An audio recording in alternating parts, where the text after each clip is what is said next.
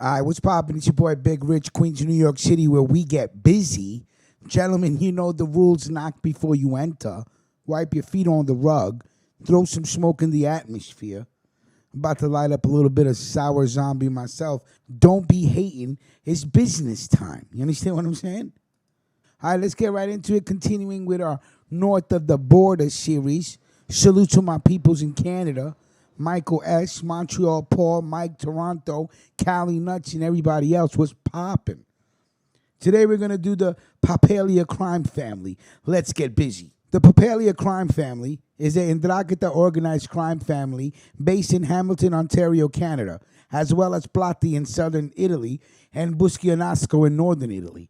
Antonio Papalia founded the Papalia family in Canada in the 1940s and is one of the three centralized Mafia organizations in Hamilton, with the other two being the Musitano crime family and the Luppino crime family. The Papalias had strong connections with the Buffalo crime family of Buffalo, New York, under long-reigning boss Johnny Papalia, also known as Johnny Pops, or the Enforcer.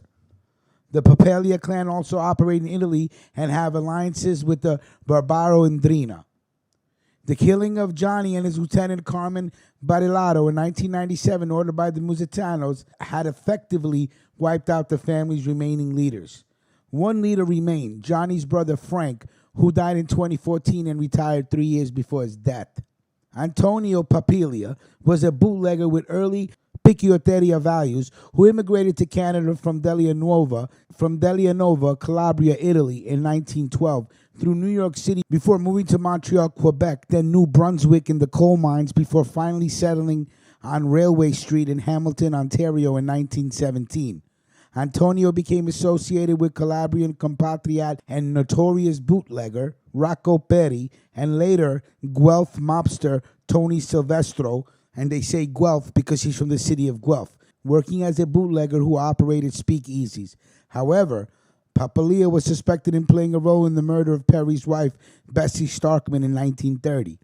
It is also believed Antonio and his son, Johnny Papalia, along with Stefano Magaddino of the Buffalo crime family, played a role in Perry's disappearance in 1944 after Perry left members of his Mafia crew slighted, though both cases remain unsolved. Antonio's wife, Maria Rosso Italiano, also came from a Mafia family, the Italiano clan, who also participated in Perry's gang. Maria Rosa initially married Antonio's younger brother, Giuseppe Papalia Jr., giving birth to two sons in Italy. However, when Giuseppe died, she immigrated to Canada with her two sons in 1923 to marry Antonio. Johnny, the oldest brother to Frank, Rocco, and Dominic Papalia, half-brothers Joseph and Angelo Papalia, and brother-in-law Tony Pugliese, and associates all worked in running his clubs and gambling operations. In 1940, Antonio Papalia was sent to the internment at Camp Petawawa as part of the Italian-Canadian internment as potentially dangerous enemy aliens with alleged fascist connections to Benito Mussolini's regime. During the internment, he served some time with Perry. However, Papalia was released 2 years before Perry. Papalia began to expand his enterprise with his son Johnny, who had some relationship with the Buffalo crime family. In the 1950s, loan sharking and extortion became important parts of the family's operation. In 1955, with assistance from Silvestro, Papalia started opening charter gambling clubs in Hamilton and Toronto. Silvestro's son-in-law, Danny Gasparini, Papalia's brothers, Frank, Rocco, and Dominic, half-brothers Joseph and Angelo, brother-in-law Tony Pugliese, and associates Red Labar, Freddie Gaburi, Frank Marchiadon, and Jackie Weaver all worked in running Papalia's clubs. After police raids, Papalia started working with James McDermott and Vincent Feely in several clubs throughout southern Ontario. By the late 1950s, Johnny Papalia was a made man in the Buffalo family and the boss of the Papalia Family Ontario faction. By the early 1960s, he earned a reputation from the French Connection, a smuggling operation that supplied over 80% of America's heroin market between the 1960s and the 1970s, developing strong connections with the Buffalo family. By that time, he was considered to be the most organized crime figure in Ontario. Johnny was extradited to the United States for trial in 1962 for his role in the French Connection heroin smuggling ring, found guilty and sentenced to 10 years. In 1968, after serving less than half the sentence, he was released from a United States prison and sent back to Canada. While Johnny was in jail for an extortion conviction, police focused their attentions on his brother Frank, the underboss of the family. In the summer of 1979, police pulled Frank over to ask questions about possible drinking and driving in hopes he would refuse a breathalyzer test, charge him, and impound his car to install wiretaps. Frank did refuse, fined $150, his license suspended for 3 months, and his car taken to the impound, where it was worked on by the Royal Canadian Mounted Police. A court authorization also allowed for the implementation of wiretaps at the Papalias businesses on Railway Street in Hamilton and Consigliere, Bruno Monaco's car, while parked at Toronto Pearson International Airport.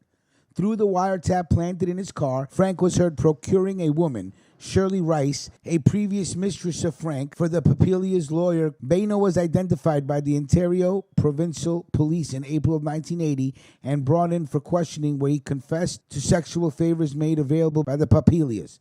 Police also identified Rice a month later and also admitted to being paid by the Papalias for sexual favors, agreeing to cooperate police by placing a tape recorder in her purse. A disgracia!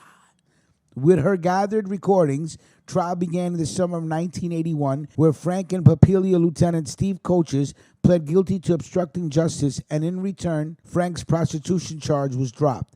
Frank was fined $2,000 and Coaches jailed for 4 months. Also in late 1979, the wiretaps allowed police to raid homes and businesses for files in the defrauding case.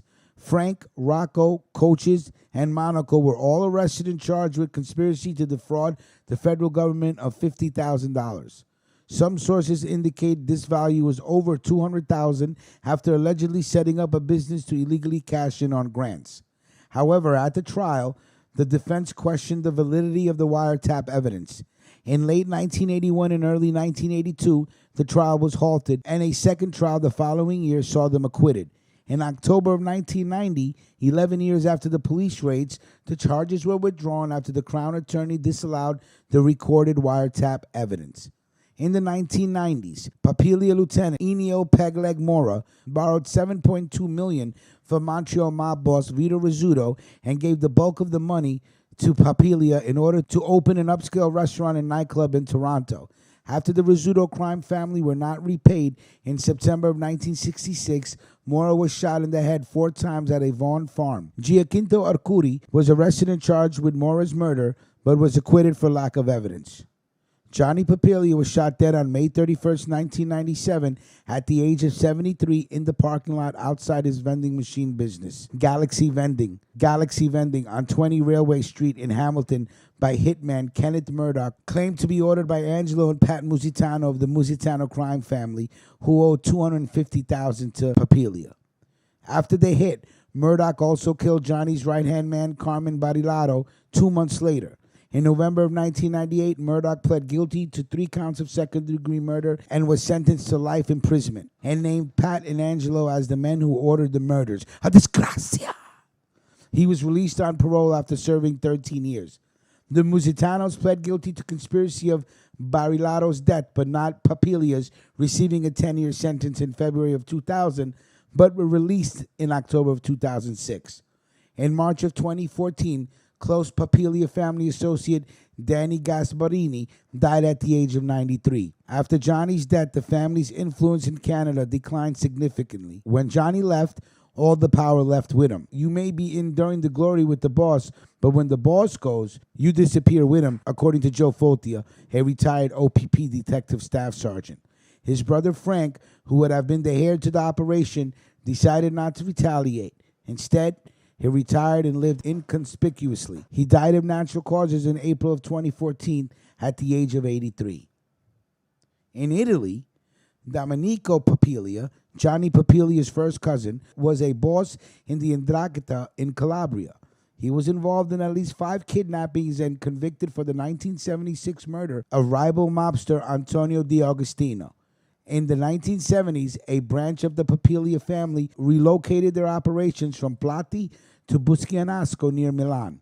Another two first cousins of Johnny, Antonio and Rocco Papalia, used ransom money from kidnappings to buy large shipments of drugs for export. In 1993, authorities seized a house, factory, land, cars, and businesses that belonged to Antonio and Rocco, worth over $40 million. The Papalias also operated with the Barbaro Ndrina in the north-south operation, also having connections stretching to Australia. On July 10th of 2008, in the Cerberus operation of Guardia di Finanza, several people were arrested, including Barbaro and Ndrina members and Antonio Papalia's son Pasquale, who received orders from the bosses in prison, Domenico, Rocco, and Antonio Papalia, who were said to have controlled the construction sector in Buccinasco, Corsico, and Pogliano Milanese. On May 6, 2017, after being in prison since 1992, Rocco Papalia, nicknamed Ingenu, was released. All right, so like I said, continuing with our Canadian families, today we did the Papalia crime family. Like, comment, share. Let me know what you're smoking on, gentlemen. You know how we do. Big, rich Queens, New York City, where we get busy.